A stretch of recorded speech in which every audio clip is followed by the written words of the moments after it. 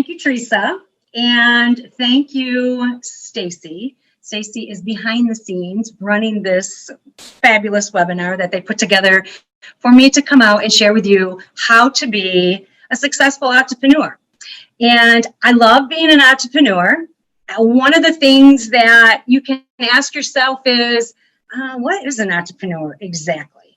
Well, an entrepreneur is someone that innovates. So someone that likes to create things, someone that comes up with new ideas. An entrepreneur is someone who's a good listener.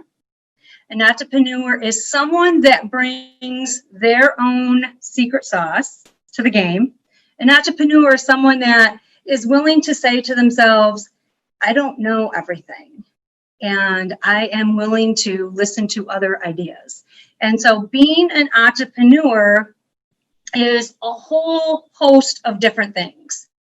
Are you an entrepreneur? Well, that's a question I ask myself. How do you know you're an entrepreneur? I think that you know you're an entrepreneur when you have this burning desire inside of you to help other people solve a painful problem. And with that being said, that is the best definition that I could find about what is an entrepreneur. An entrepreneur is a person that uses their passion and their purpose to help other people solve a painful problem. And if you happen to make money along the way, well, hooray for you. That's a good thing. Not everybody gets into being an entrepreneur because of the money, because there are different levels of financial success that make us happy. Your financial success might be more or less than my financial success and what would make me happy. I'm going to give you my definition, my personal definition of being an entrepreneur. And that is this. I believe that an entrepreneur is someone that is able to do what they love from where they love whenever they choose to do it. That to me is being an entrepreneur. I love to share my passion, and my passion came from solving a painful problem in my life. And so I have a goal to help other women, other humans, anybody that wants to learn how to have a dream and how to live it. And it might sound super simple, but I can tell you that probably for the first 50 years of my life, I didn't do that. So I am Kelly Lozano, and I am an entrepreneur. Let me tell you a myth about being an entrepreneur. There's a myth out there that goes something like this. All entrepreneurs have it figured out before they start. That is a myth. I'm willing to guess that if you went out and surveyed 100 entrepreneurs and you asked them, did you have it all figured out before you started? I'm going to guess that all 100 of them are going to tell you no. I did not have it figured out before I started. My advice to you is to start where you are with what you have. When I started the Grand Trunk Marketplace, I didn't have a ton of money. I did not have a business degree, and I did not have a marketing degree. Probably the two things that I needed the most in that equation was money and marketing skills. Things that marketing, I taught myself. And as far as the money, we used what we had to start with. We also have a friend that is a partner in the business with us. And so he used some of his financial capital to help us out, and it was not a lot. We started the Grand Trunk Marketplace on $22,000, which is not a lot of money. So where you are, what you have. If you do not even have $22,000, that's okay. It just means that you are earlier in the process. Before I got to the point where I was ready to actually find a building, negotiate a contract, get the building ready. Before I was ready to do any of those things, there were so many other things that I did to get started, like figure out what it is that I wanted to do. I started out making signs. So I don't want you to think that just because you don't have it all figured out, oh my gosh, if I would have known everything that I've learned so far, I might have been a little overwhelmed, to tell you the truth, to be an entrepreneur. But I will tell you that it is the best decision. It is the best decision that I've ever made. So if you are an entrepreneur, or if you want to be an entrepreneur, you have to start. The next thing you have to do is you have to learn how to keep a secret. And here's why. Because you're going to tell people your dream. You're going to tell people your idea. You're going to tell people the business that you want to start. You are going to tell people the new business that you want to go into. And they're going to tell you all of the reasons why they think you're crazy. And if your feet are not planted in cement on how solid you are about making that happen, making that dream happen, they might just convince you to stop.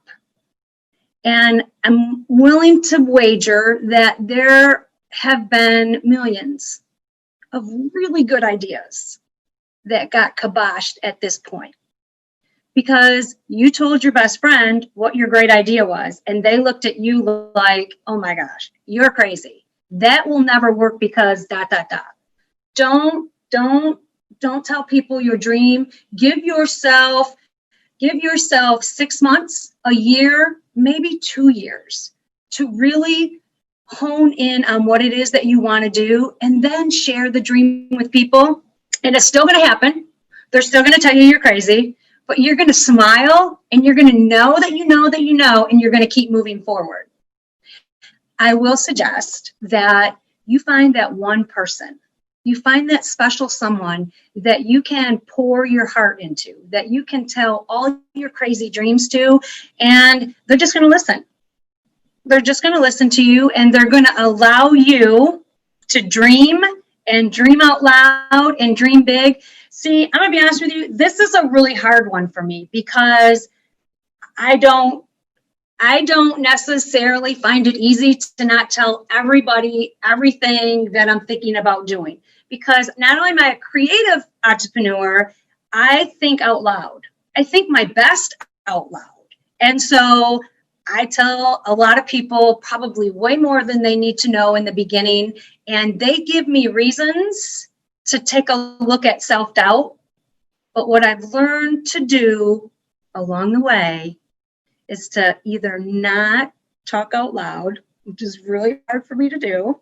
My friends will probably all be like shaking their head right now saying, yep, true. She just says it all.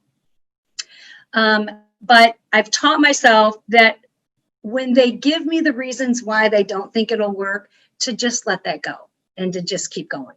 And that is my dirty little secret. You have to trust your instincts.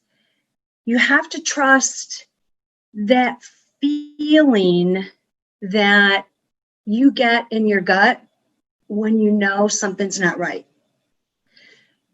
You have to trust, for me, it's an eye twitch.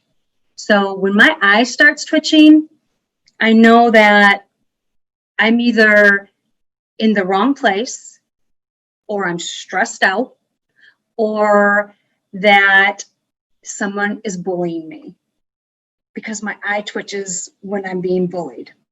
So learn to know your signals, your internal poke that's telling you it is not okay. This is not the path you need to take. This is not the direction. It takes courage. It takes courage to act on that instinct. And it's not easy sometimes.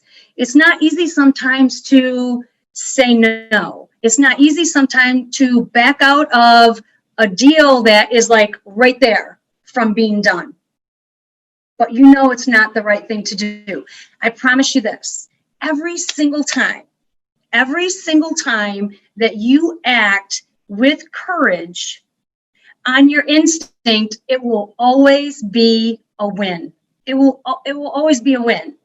And every single time that you don't act on that instinct, it will always be a loss. And so I want to encourage you to act on that instinct. Here's an example for me on an instinct. And that is that I actually had an aha moment about this recently, because I was listening to a mastermind class by the editor-in-chief of Vogue, Anna Wintour. And she said something to me that I was like, it was so freeing to me. And she said, just because somebody has always done it a certain way doesn't mean that you have to do it that way. You have to do what is ever right for you. And it was freeing to me because there was a certain something in my business, and a certain something is this. It was you have to build your audience. You have to know exactly who you're speaking to, and you have to do all of this writing down and this figuring out. And I did, and I tried, and I don't feel like I'm talking to any one person. And so that process, it didn't work for me. And I lost so much valuable time trying to figure it out, when in fact, in the beginning, I knew when I got that advice that it wasn't advice for me. And I didn't act on it. I did it the opposite way, and it was a loss. It was a loss of valuable time. So listen to your instincts. They will always show you the way. Your secret sauce. Here's a big one. The biggest loss in your business is not going to come from competition. We think that it's the competition that is going to cause us to lose sales, or it's going to cause us to not be successful. It's not competition. It's you spending too much time focusing on what someone else is doing.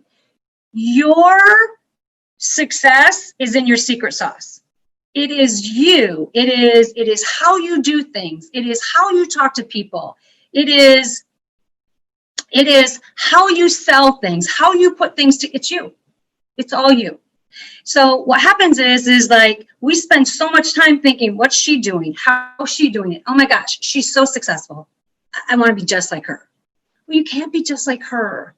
It's her secret sauce. That's why she's successful. That's why people are following her. That's why people are going to that store, because they like to go in. That's why they go to that restaurant. They like to come in. They like to talk. It's their secret sauce. It's their secret sauce. And so you have to find what works for you best. I'll give you an example. When I was teaching at SC4, I taught year round, and my son Wyatt, who was between the ages of 2 and 12 while I was teaching at SC4, he would spend the summers at my parents' house, and then at the end of the summer, they lived in Florida, and at the end of the summer, he would be home. And so when he was home, he was at SC4 in my classroom. So he grew up watching me teach. He grew up with me in front of a classroom teaching my class. I loved to teach. I loved to teach political science. It's what I did. It was my passion at the time. And remember, I told you in the beginning that an entrepreneur is somebody that can take advice, somebody that can listen to what other people are thinking about what you're doing. And so I asked Wyatt one day, I said, Wyatt, have you watched any of my shows, the Kelly and Lozano show? Have you watched any? And he's like, yeah, I've watched a couple. And I said, well, what do you think? What do you think about them? How am I doing? And he said, well, Mom, here's the thing. They're good. But that good fell kind of flat. And I said, well, what am I not doing? He said, your content is good. He said, but Mom, what you're not doing is like, you're not the girl that was in the classroom, in front of the chalkboard teaching you. I don't feel that authenticity from you. It's different. And it was different. And I had to take a look at that. And I thought, I'm doing things the way that I'm watching everybody else do things. And what Wyatt could see was, you need to be this person, Mom. You need to be who you are. And I did. I listened to that, and I kind of watched my videos. And you have to put your secret sauce back into the mix, and you find that things will run a lot smoother. And ask people that you trust for advice. That's always a win-win too. Take risk. The one thing about being an entrepreneur is you don't know. You don't know. You are going on this burning desire that what you believe is the solution to a problem, other people will find to be a solution to their problem. And that they're going to want to follow you. They're going to want to buy your product. I have a skincare that I love. They're going to want to use the same skincare, whatever it is that you're passionate about. But do I take the risk to sell the skincare? Do I love it enough? Am I brave enough? Do I have enough courage? When you're talking about going into a small business like that, it doesn't take a lot of capital, and it's easy to invest. But what you're really investing in is you. If you're looking at joining a business or starting a business, and that business is $300, $400, $500, truthfully, you're not investing in the business. You're investing in you. You're saying, I believe in me. I believe that I love these products enough that I can go out and I can share these problems, these products with other people, because they're going to love them as much as I do. It's going to solve the problem of dry skin, of wrinkles, whatever it is. So that's just kind of an example that you have to believe in you. For me, taking a risk meant the biggest risk that I took. I've taken two recently in my lifetime. The first one was the Grand Trunk Marketplace and signing the contract and taking that leap of faith. Like I said, we didn't have a lot of capital. We spent everything that we had. Didn't have a business degree. Did not have a marketing degree. All I had was a really good research degree. I did a lot of research. I remember the night before I got the keys to the Grand Trunk, and Wyatt was probably 15. And I remember saying, Wyatt, it was a mom moment. I said, Wyatt, I want you to come and sit down on the couch. Because I was pretty emotional about the fact that I was getting the keys to an 8,000 square foot building. And I was going to get about 38 or 40 people, because I had all planned it out in my mind, that were going to invest in my adventure, which sounds crazy to think that I thought at the point that I could do it. But see, it wasn't that crazy because I actually did it. So I sat Wyatt down and I said, Wyatt, this is what I want to tell you. I'm getting the keys tomorrow, and I don't want you to wait until you're 50 to take a chance, to take a risk. And he was 15 at the time, and he was, we had sold him. But this is what he said to me. But Mom, what if it doesn't work? What if nobody comes? What if you can't get vendors to rent space? What if it doesn't work, Mom? What are you going to do? And I said, I'm going to do, Wyatt, what I've always done. I'm going to go get a job, because that's one thing I knew that I could always do. I've been a waitress my entire life. And I said, I'll go get a job. I'll wait tables and I'll figure it out from there. The reality is that's the worst thing that could have happened. That's the worst thing. If it failed, then I was going to pick myself up and I was going to go get a job. So ask yourself that. What's the worst thing that can happen? And take the risk. I'm telling you, you will not be disappointed. A lot of people don't take the risk because they're worried they'll fail. And I really believe that there's such a strong negative emotion that goes along with the word fail. I remember probably about a year ago reading a book and watching people put inspiration out on Facebook. I hope you fail today. And I was like, that is not inspiring to me. What do you mean you hope I fail today? I don't want to fail. Because a year ago, I didn't realize what I know today, and that I want you to know, is that failing is winning. And if you're not failing, you're not living. And if you're winning, you're living. So I want to encourage you today. It is okay to fail. A fail is not a bad thing. A fail is just redirecting you in another direction. It's just telling you, girl, it's not working this way. You got to try something different. Yes, there are big losses. You might lose your business. The win is that you say, okay, what am I going to do now? How am I going to pivot? What looks different?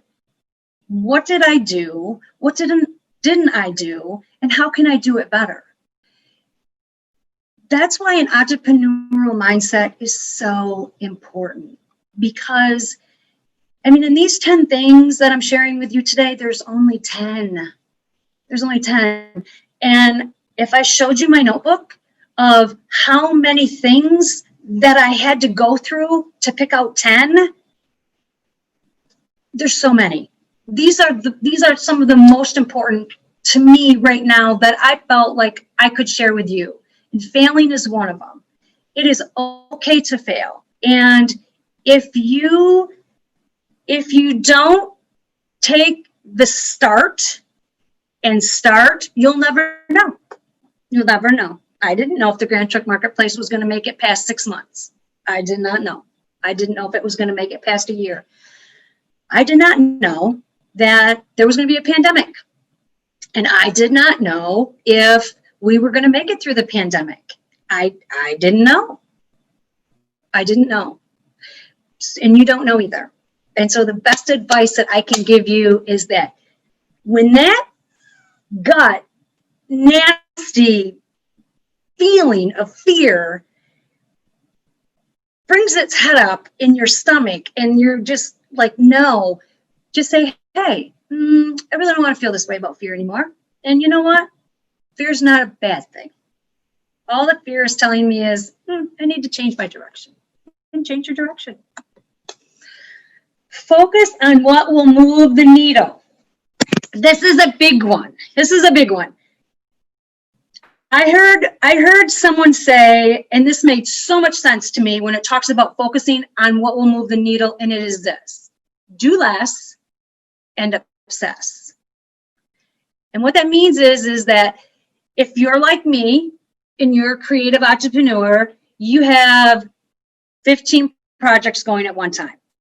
And all 15 of them are just getting pieces of you. So maybe what you need to do is you need to pick one of those projects and you need to go all in on that. You need to obsess on that.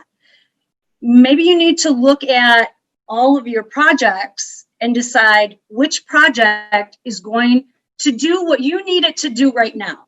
Do you need money? Do you need time? Do you need sales? Do you need more distributors?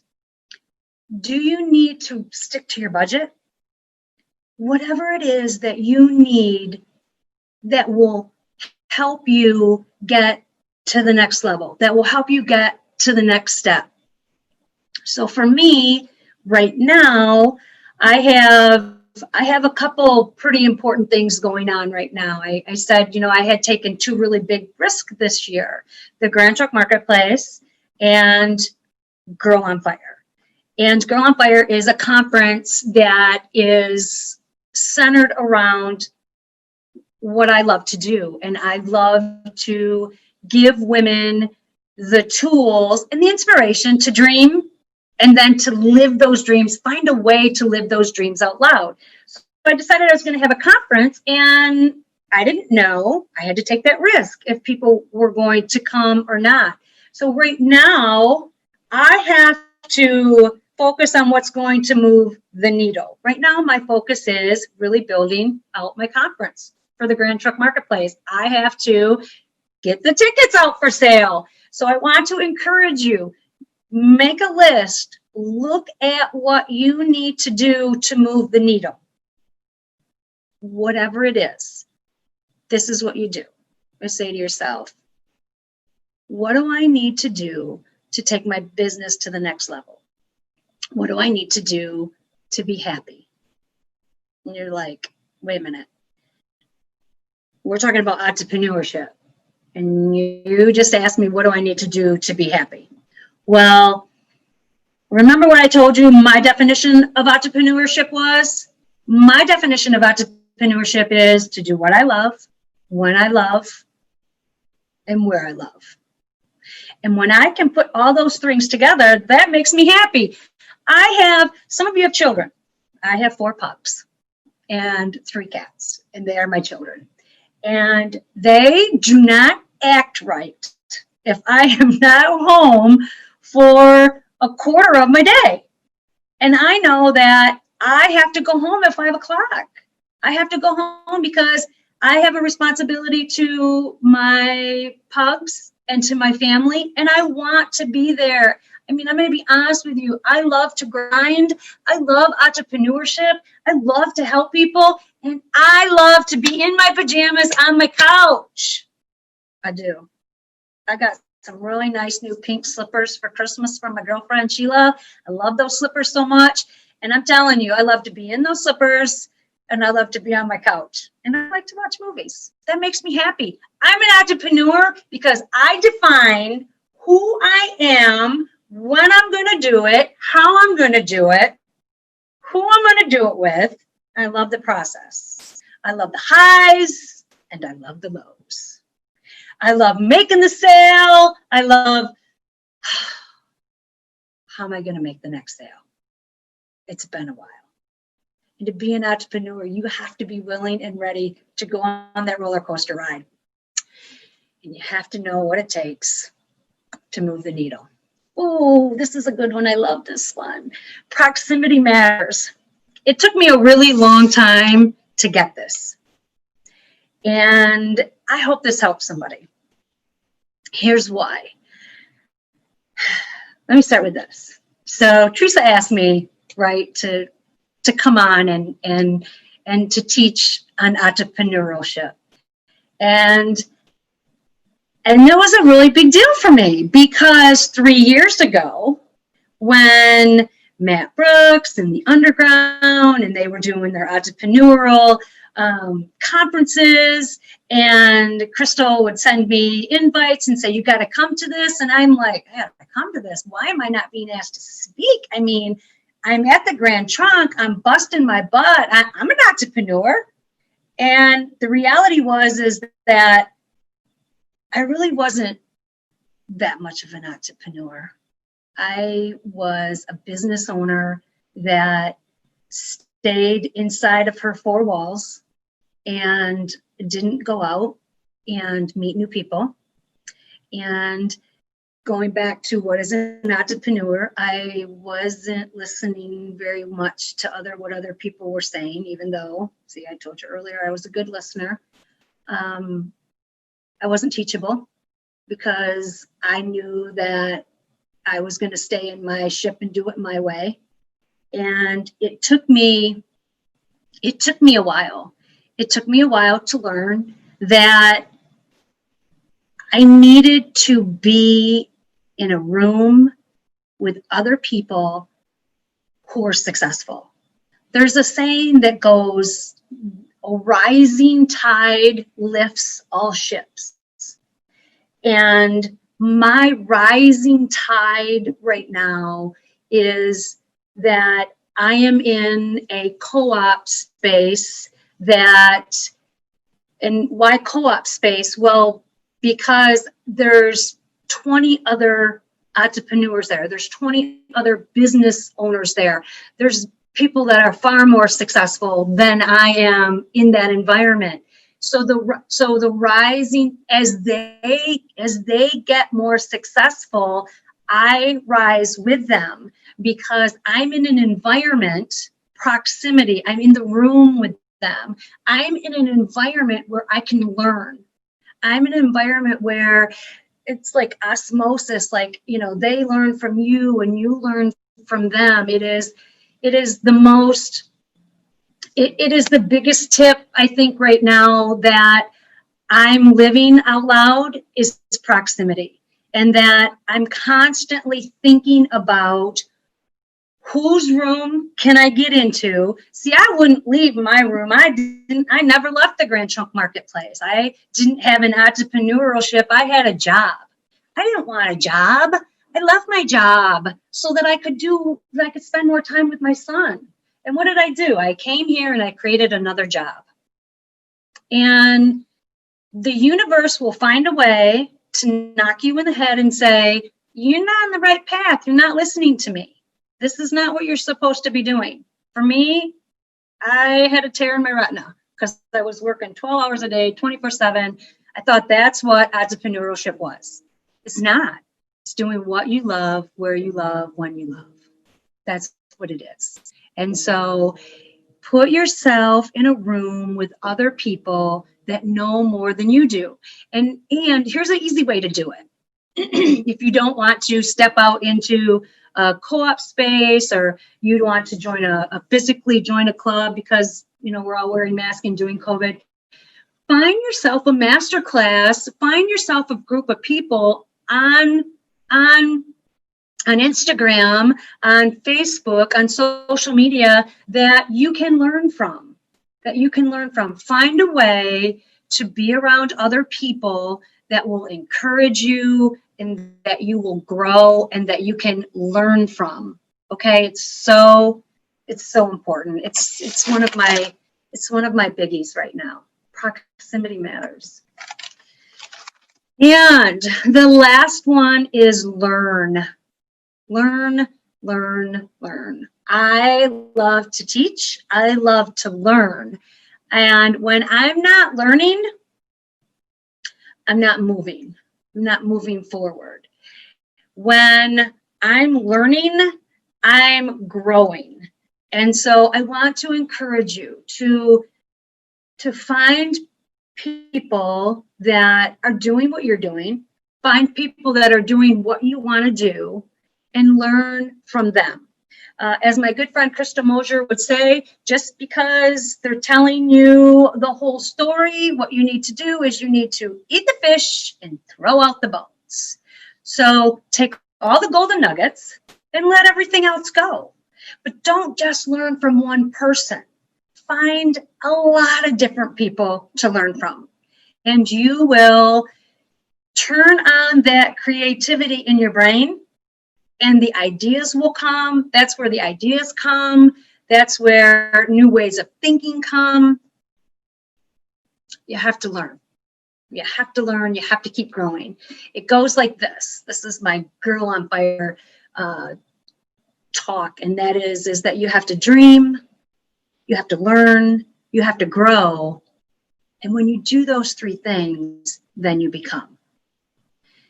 That is my entrepreneurial mindset for you. And I hope that you found a couple gold nuggets that you can take away with you to strengthen your mindset and be more successful at whatever it is that you're trying to do.